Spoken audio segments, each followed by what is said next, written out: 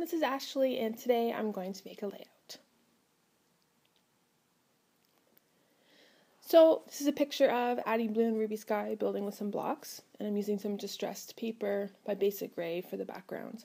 And I decided to whitewash it with some gesso, just to lighten it up a little, because I thought it was too dark for the just for the feeling I wanted to convey for the page. So I just pour some gesso on the page and brush it around rather messily. I don't worry about perfect even coverage because I don't want it to be perfectly even. I want some distressing and a little bit of dry areas and some brush marks left in the gesso. So here it is. And when I got the kit and saw the heart and ampersand speech bubbles, I immediately thought of pictures I have of my kids playing because this sort of and love idea just seems to suit those pictures so well. So I'm going to create an ombre heat embossed border across the top of my page using the ampersand and heart speech bubble stamps. So I'm using Versamark, and I just load up the stamps. And I have the two stamps slightly offset, and I don't want a perfect border. I want the stamped images to kind of meander up and down a little bit as they move across the page. So I alter the placement of the stamps as I go. And I'm using my thumb to really push down the stamped images to make sure that the Versamark transfers completely to the background paper. And you can kind of see if you're using an acrylic block and these clear stamps, you can really see when the ink has transferred to the page. So that helps make sure you have a nice crisp image. Versamark stays wet for quite a while after you have stamped it, so you certainly have time to stamp a border across a page like I'm doing. You don't have to stamp it and pour on the embossing powder right away. It stays tacky, so you have time to work and think about things a little bit as you're stamping.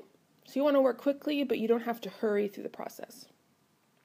And I wasn't sure if one more stamp would fit, and I decided it didn't.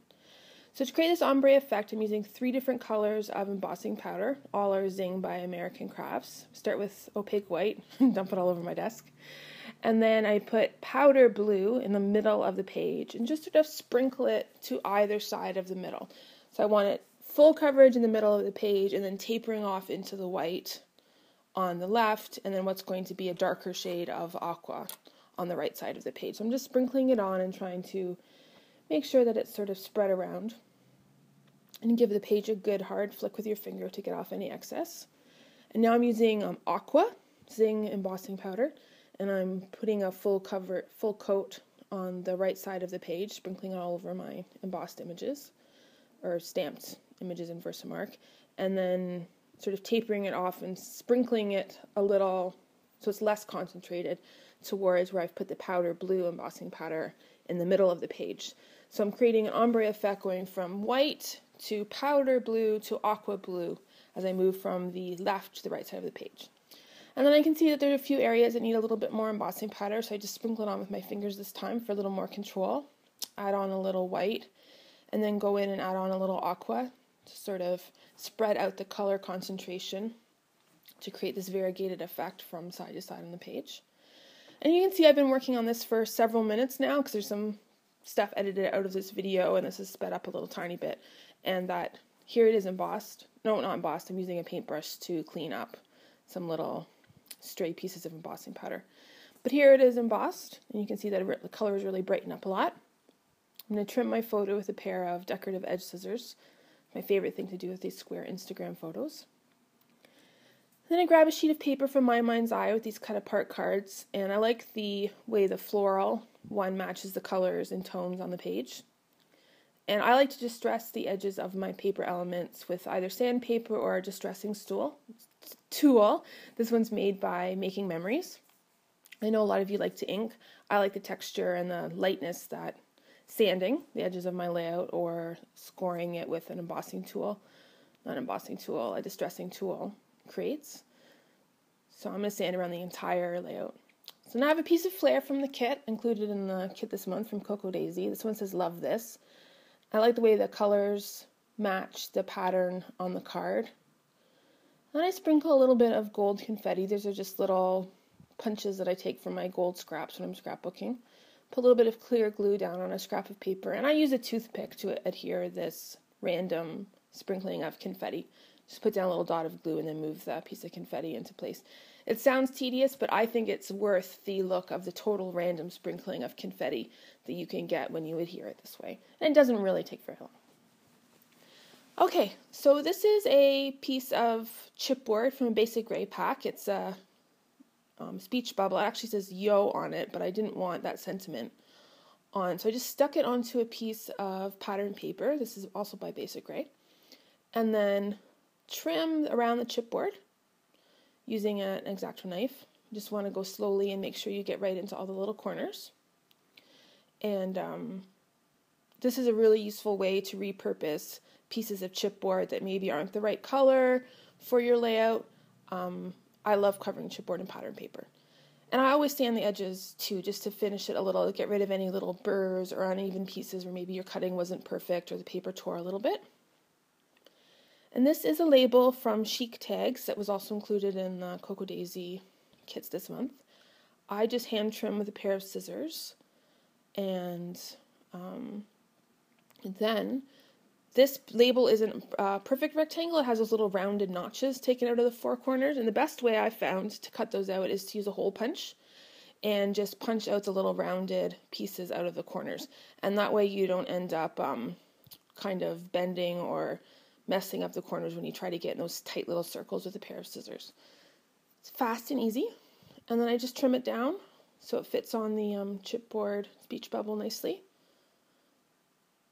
And I really like the way the two labels, the one from the My Mind's Eye cut apart card, and now the one I've added on the speech bubble, complement each other. So the piece of flair seemed like it was floating out of place and ungrounded at the top of my layout. So I'm going to emboss another small speech bubble up here to sort of give it a foundation at the top of the page.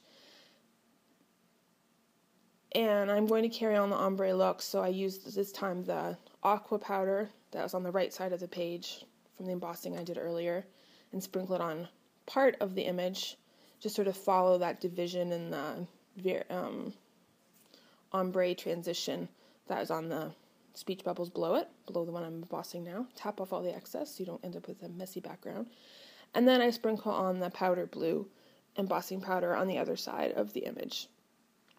So if you try this technique and you think you need to add a little more embossing to your background, you certainly can go back in and add other elements.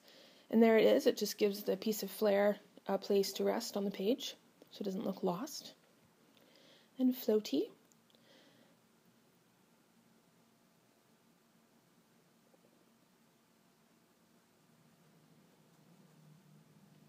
Okay, so this is a stamp set from the May Cocoa Daisy kits this month.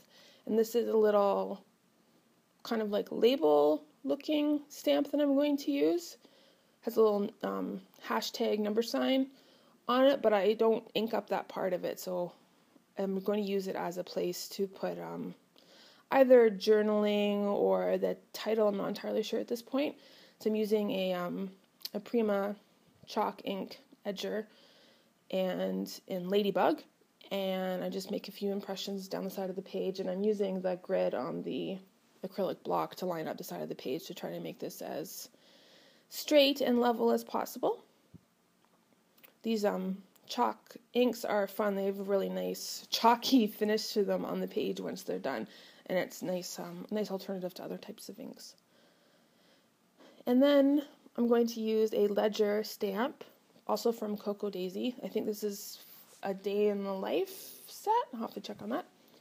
And these are just, I'm going to ink up the portion that just has lines in it. There's little boxes on the other side of the stamp, but I'm just using just the ledger lines on the other side of the layout to kind of balance that boxy ledger stamp that I just did on the bottom right of the page. So this provides a little bit of balance from side to side. And also I can put more journaling or a title on this side and it will kind of carry across the page. And I thought that the stamping was actually a little too bold, so I just sanded it just slightly just to distress it a little tiny bit and help it blend into the background and make it look like it's part of the page rather than something I added on afterwards. Okay, then it's time for a title. I love these little tiny stickers by Basic Gray, and I always use a pair of tweezers to make sure I can get them just the way I want them. and just begin placing the stickers on the stamped ledgers. Finish up the title. I call this layout Love and Blocks, and I thought that fit in well with and love, and love, and love heat embossing I did across the top of the page, and the Love This flare. So kind of getting a sense of that my kids love each other, which is very nice. So I think the page needs some photo corners, and I like this yellow paper by Echo Park. It sort of ties in the yellow that's in the piece of flare and in that little My Mind's Eye cut apart card. So I punch out 4 photo corners and fold them up, and I use some Eileen's tacky glue I find is the best way to adhere these onto a layout. I just spread a thin layer on to the underside of the photo corner, and then I usually fold them over onto themselves again to sort of spread the glue around, and then stick them on all 4 corners of the layout. I really like the way photo corners frame a layout without putting a full frame around it. It just kind of defines the edges, and here is the final page. Thank you so much for watching today, and I hope to see